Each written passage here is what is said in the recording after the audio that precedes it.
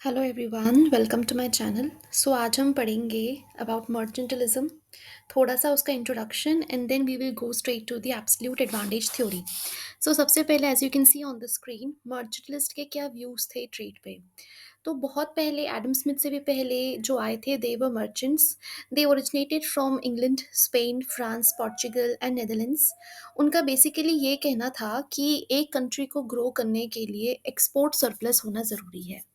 Right, they were mostly engaged on कि हमें सिर्फ एक्सपोर्ट्स करने हैं, इंपोर्ट्स नहीं करने। और यही एक तरीका है जिससे एक कंट्री रिच हो सकती है या प्रोग्रेस कर सकती है। ठीक है। तो मर्चेंट का कहना था कि nation can become rich and powerful if its exports are more than its imports. The resulting export surplus would be settled by an inflow of billion of precious metals, primarily gold and silver.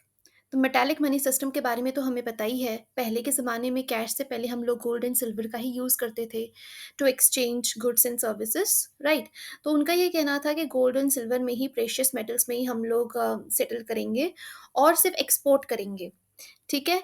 However, since all the nations could not simultaneously have an export surplus and the amount of gold and silver was fixed at any particular point in time, one nation could only gain at the expense of other Nations. ये line बहुत ज़्यादा important है और कई बार UGC net वगैरह जैसे papers होते हैं उनमें ये लाइन एमसीक्यू के तरीके में पूछी जाती है।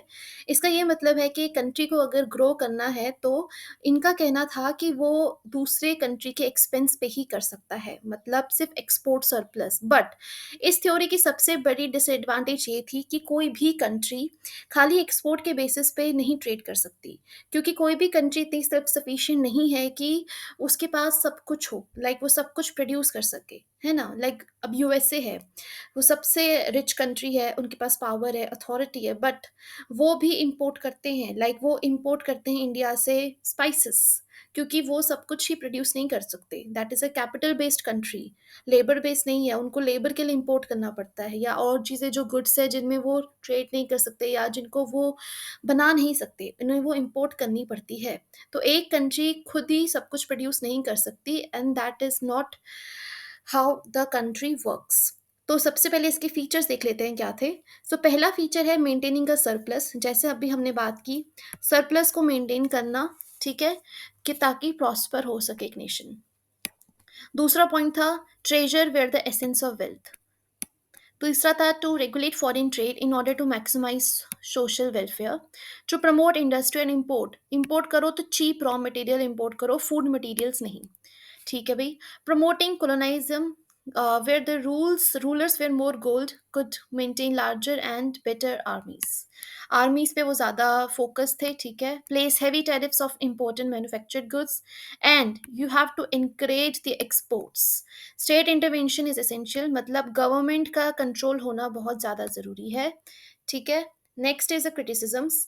To much importance was given to gold and silver, very true, and they overemphasized on commerce trade but undermined agriculture। Agriculture पे उन्होंने ध्यान नहीं दिया। Next is they wrongly believed in the concept of favorable trade that only leads to the prosperity of a country, lacked universal applications due to lack of system scientific system of thought। आजकल के ज़माने में हम क्या ऐसे चल सकते हैं? नो। अगर कोई भी कंट्री ऐसी है ही नहीं जो सब कुछ प्रोड्यूस कर सके, दूसरी कंट्री की हमें ट्रेड पे डिपेंड होना पड़ता है, इसलिए तो इंटरनेशनल ट्रेड आया। Moreover, it is assumed wrongly that in a foreign trade, when one country gains, the other loses, thereby a mutually advantageous trade is possible between countries। ठीक है। रॉन्ग अज्यूम किया था उन्होंने कि अगर एक कंट्री गेन करती है तो अदर लूज करेगी और तभी एडवांटेज ट्रेड होगा, ऐसा ज़रूरी नहीं है। The adverse effect of continuous favourable trade were ignored by many mercantilist except Thomas Mun. Short term थी ये, टेम्पररी थी, जो हमें पता ही है, क्योंकि ऐसी थ्योरी लॉन्ग टर्म चल ही नहीं सकती, है ना।